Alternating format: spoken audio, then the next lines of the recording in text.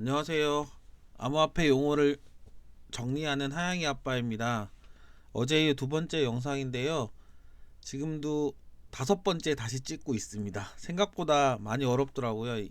말하고 정리하고 얘기하는 게 쉽지만은 않네요. 많은 유튜버분들 진심으로 존경합니다. 맨날 보기만 했지 제가 이렇게 영상을 찍게 될지는 몰랐지만요. 그럼에도 불구하고 구독과 좋아요 많이 부탁드리겠습니다. 이것저것 실험해 보다 보면은 아마 점점 나아지는 모습을 보여드릴 수 있지 않을까 생각합니다. 어제는 간단하게 알아봤던 게 ICO와 IO에 대한 내용입니다. 암호화폐 공개와 암호화폐 거래소 공개, 그리고 오늘은 그 두 번째에 이어서 STO와 IBO. 그래서 제가 정리된 내용으로는 총 네 가지 이제 토큰 공개 방식이 있는데, 그래서 나머지 그 두 개를 알아보려고 합니다. STO는 증권형 토큰 공개라고 되어 있죠. 토큰 발행사에 대한 자산에 대한 소유권의 의미, 토큰에 대한 배당과 의결권을 가질 수 있음, 안정적이고 효율적인 자금 조달 방법이나 발행사 입장에서는 경영에 간접적인 영향을 받고 투자자의 신분이 밝혀져야 하며 증권거래법 적용 받을 확률이 높음. 일단 증권형 토큰 공개라는 게 뉴스에도 정말 많이 등장하는 용어인데, 단순하게 증권을 토큰화 시킨다 이렇게 이해하시면 됩니다. 일단 뒷장을 먼저 한번 볼게요. 증권형 토큰인데, 증권형 토큰 그게 뭐냐, 시큐리티 토큰이라고 얘기하는 걸 증권과 비슷하게 투자에 대한 성격이 강한 토큰, 자산성을 가진다.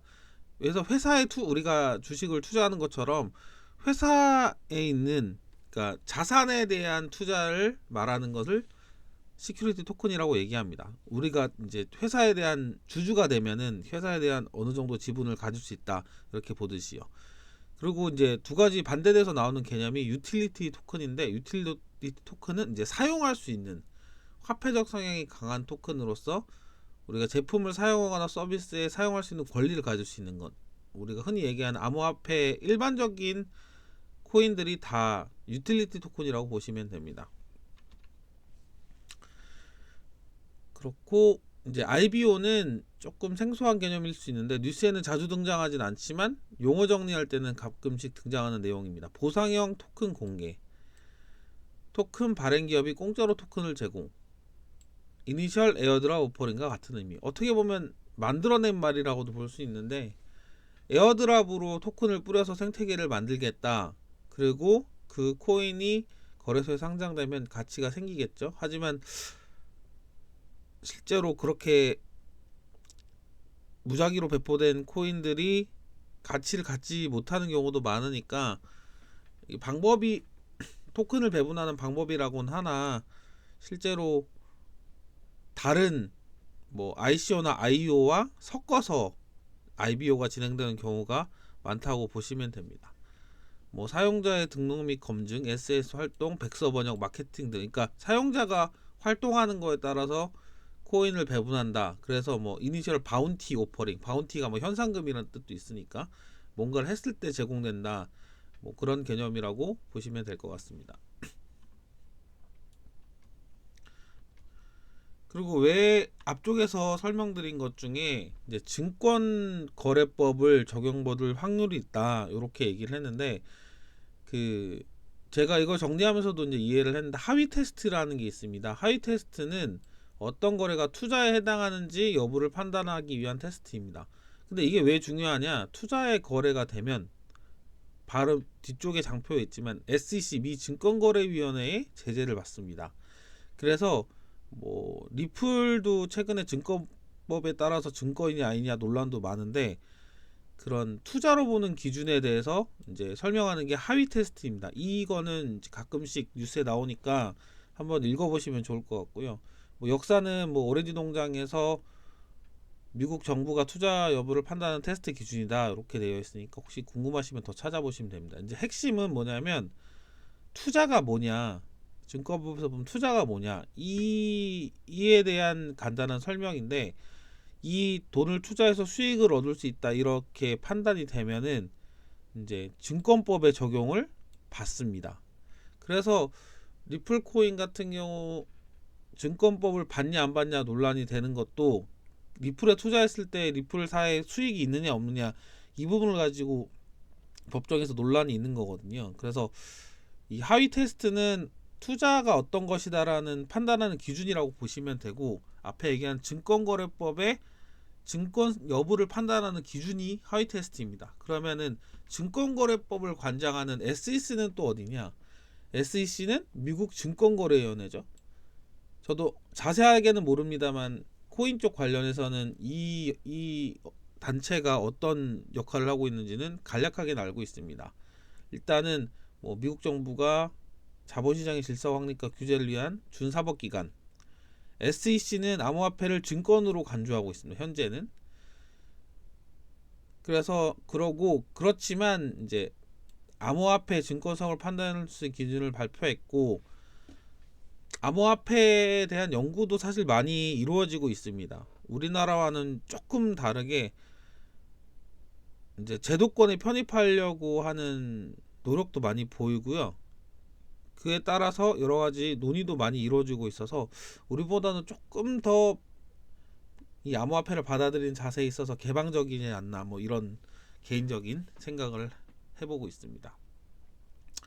그래서 앞쪽으로 돌아가면은 이 증권형 토큰 공개에 관계된 게, 이 증권형 토큰이 증권을 자산화시키는 거니까 당연히 증권인지 아닌지 여부에 대한 하위 테스트의 영향을 받고, 이 하위 테스트는 SEC 미 거래위원회에서 증권 여부를 판단하는데 기준이 되고 있으니까 이렇게 세 개를 연달아 이해하시면 될 것 같습니다. 그래서 STO에 관한 부분의 기사들을 보고 한번 같이 얘기를 해보도록 하겠습니다.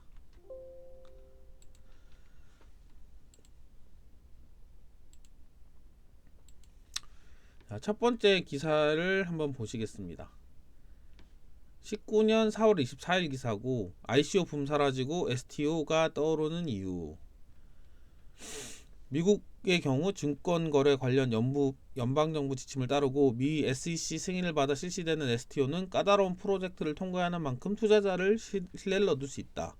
당연하죠. 왜냐하면 증권에 대한 토큰 공개니까 증권법을 따라야 되고, 그에 따라서 증권거래위원회 승인을 받아야 되니까 이거 자체가 통과가 된다고 하면은 기본적으로 엄청난 신뢰를 받을 수 있는 근간이 된다고 생각을 하게 됩니다. ICO는 사실 투자자를 보호하는 것도 없고, 미국 같은 경우는 ICO를 현재 금지하고 있으니까, 예, 그 부분에 대해서는 ICO를 어떻게 보면 불법이라고까지 여기고 있으니까 STO로 많이 넘어가려는 노력이 최근에 많이 일어나고 있다는 것은 사실인 것 같습니다. 그리고 여기 아까 설명한 대로 뭐 STO에 참여를 하면 증권 투자 마찬가지로 투자자에게 소유권과 의결권, 자산 배분권을 부여하게 된다. 소위 유틸리티 토큰은 투자자에게 제품이나 서비스에 대한 미래 접근을 제공하기 위한 것이었지만, 증권형 토큰은 기초자산의 실제 소유권을 나타낸다. 뭐 회사에 투자하는 건데 증권 같은 걸 블록체인화해서 가지고 간다. 이게 제일 쉽게 이해하는 방법일 것 같습니다. 두 번째 기사를 한번 보겠습니다. 이제 2020년 1월 9일 기사인데, 은행 증권사들 증권형 토큰 발행 시대 준비해야. SK증권. SK증권은 골드만삭스 세상의 모든 것을 팝니다라는 분석 보고서를 통해 미국 주요 금융기관들은 대형 기술이 주도하는 테크핀에 맞서 디지털 자산 시장에 대한 투자를 확대하고 있다며, 국내 은행 및 증권사들도 골드만삭스와 피델리티가 각각 추진 중인 수탁 서비스와 증권형 토큰 사례를 벤치마킹해 테크핀 시대에 대응해야 한다고 말했다. 밑쪽에 디지털 자산을 운영과 관리할 방법을 찾고 증권사는 자산을 토큰화하는 증권형 토큰 발행 유통을 준비할 필요가 있다는 것이다. 이게 뉴스에는 이렇게 나오는데 STO를 준비해야 한다는 거지 뭐 현재 합법이다 이런 내용은 아닙니다, 사실. 예. 그리고 이제 요걸 먼저 볼 텐데, STO의 정의와 종류. 이제 증권거래법 규정에 따라 자금을 조달하는 것을 STO라고 하는데, 증권 발행형 STO란 지분증권, 채무증권, 투자계약증권 등 자본시장법 4조와 5조에 규정된 금융투자 발행 상품을 위한 토큰 및 토큰 발행 및 공개를 말합니다. 증권형으로 발행된 거는 이제 투자계약서 쪽이고, 자산유동화형 STO는 부동산, 미술품 등 자산유동화를 위한 토큰 발행 및 공개를 말합니다. 그러니까 뭔가 이 토큰을 가졌을 때 제품이나 회사에 대한 소유권을 가진다, 이렇게 이해하는 게 좋을 듯 합니다. 예. 그리고 마지막으로 펼쳐진 걸 보면 처음 얘기했던 유틸리티 토큰과 증권형 토큰의 차이점. 유틸리티 토큰은 블록체인 기술의 가치를 증명하기 위해 특정 블록체인 플랫폼 내에서 발행한 암호화폐. 그리고 증권형 토큰은 기업이 주식, 채권 대신 암호화폐로 발행하는 유가증권. 이렇게 돼 있고요. 그리고 증권형 토큰의 등장 배경 왜 나왔냐? 2018년 3월 증권거래위원회가 암호화폐 형식의 증권을 발행하려면 법에 정해진 절차와 규제에 따라야 한다는 공식 성명을 발표하면서 증권형 토큰이란 개념이 등장했습니다. SEC에서 발표한 내용은 블록체인에서 증권의 형태로 디지털 자산 교환을 제공하고 연방증권법에 정의된 교환소에서 업무를 진행하는 경우 해당 블록체인 플랫폼은 SEC의 증권거래소로 등록해야 한다. 이렇게 되어 있죠. 그러니까 처음에 강좌에서 설명한 것처럼 STO를 하려면은 상당히 복잡합니다. 하위 테스트를 미리 적용을 해서 SEC 심사를 통과해야 되니까. 그래서 이제 지금까지 알아본 게 ICO, IEO, STO, IBO 요 네 가지 방법인데, STO도 뉴스에 많이 등장하는 내용이라서 어느 정도 이해를 하시면은 뉴스를 보기 좀 편하실 거라고 생각해서 이렇게 정리를 해봤습니다. 사실 조금 더 자세하게 들어가면 뭐 STO에 따라서 각국의 법 현황이나 아니면 제도가 어떻게 개선되는지까지 들어간다면 너무 복잡하고 설명이 어렵기 때문에 다음에 기회가 된다면 다시 뉴스로 한번 알아보도록 하고요. 오늘은 이렇게 설명을 마치도록 하겠습니다. 어제보다는 좀 덜 버벅된 것 같은데 도움이 되셨는지는 모르겠네요. 가급적 제가 알고 정리한 내용을 뉴스와 함께 설명을 드리는 거라 혹시 부족한 점 있으면 많은 댓글과 응원 부탁드리겠습니다. 앞으로 할 강좌도 많고 실제로 뉴스에 나오지만 이해가 안 가는 단어들이 많기 때문에 혹시 조금이나마 도움이 되셨으면 좋겠습니다. 오늘도 긴 영상 들어주셔서 감사합니다. 좋은 날 되세요. 하영이 아빠였습니다.